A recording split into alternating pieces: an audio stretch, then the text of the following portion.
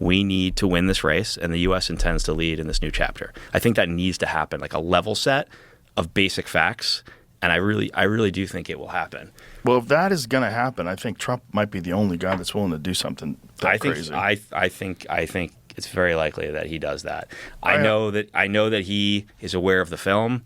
I know he's aware of what people in his administration say. Has he watched it? You know that? He has not watched the film, but I know he's very aware of it, and I know that they are discussing internally how they're going to react to the film publicly.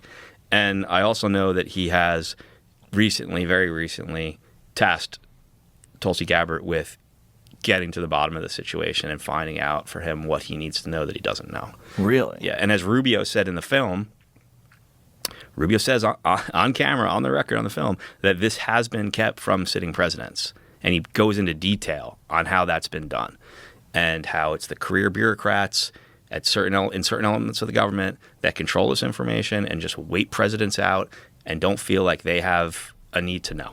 Right. Well, there were some people that tried to find information out in the beginning of the Trump administration. Who was it? There was someone that talked about it on record and said he was told at every turn that you don't have the clearance. Yeah. But here's the thing. Trump actually found out about the base facts in his last presidency and was contemplating stepping to the microphone then. What base facts? So Jay Stratton, who ran the task force, he says on camera in my film that he briefed that Mnuchin, the Secretary of Treasury, asked for a briefing on the lay of the land because Trump asked him to get the briefing, and Trump had already known that the base facts that we're not alone in the universe, that there's been recovery of crashed craft, right? He knew those base facts, and he told Mnuchin that he was thinking about going public. And so Mnuchin reached out to Stratton to get a briefing, and he told Stratton that the reason he wanted the briefing is because he needed to be able to evaluate what the impact would be to the economy if the president decided to step to the mic and tell the world we're not alone. And Stratton tells the story on camera in the film, and I've heard a lot more about it off camera. So we know Trump contemplated doing this already.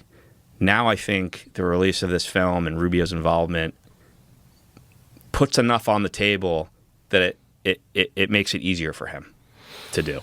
I think they would have to have some sort of a plan in place if they were going to say that, right? Like the amnesty plan, the idea behind it would have to be in place. If someone's at least grab control of the situation and say that this is real and the U.S. intends to lead the way. Because the other factor that the White House has to keep in mind is you don't want Xi or Putin being the guy to do that. Right.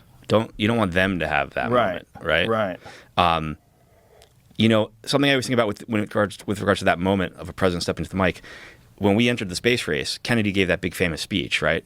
He was like, "We're going to lead in space technology, space technology, like nuclear technology, has no conscience of its own. It's up to man to use it for good or bad, and we're going to make sure it's used for the betterment of all mankind, and we're going to lead the way." That was his whole rallying speech, right? And it made the whole scientific community be like, "We're going to help the U.S. win," rah, rah, rah, right?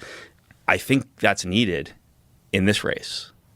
We need all the support of the scientific community, of academia, the kids coming out of MIT. We need them putting their brain power towards this, and I think the White House knows that. And it's also the greatest. That's the greatest TV moment a leader could have in the history of humanity. If you put yourself, you've interviewed Trump. Do you see him doing that? Stepping to the mic and telling us the truth? Someone talks to him about it and convinces him it's a great idea. Like if I had an hour with him. I mean, it's literally the single, in my opinion, the single greatest moment a leader could have. Well, in the history of the world. If he could be the guy that blows the lid off of it, that would definitely help with his legacy too, which I think would be a good way to convince him. And also that the people would be excited about it.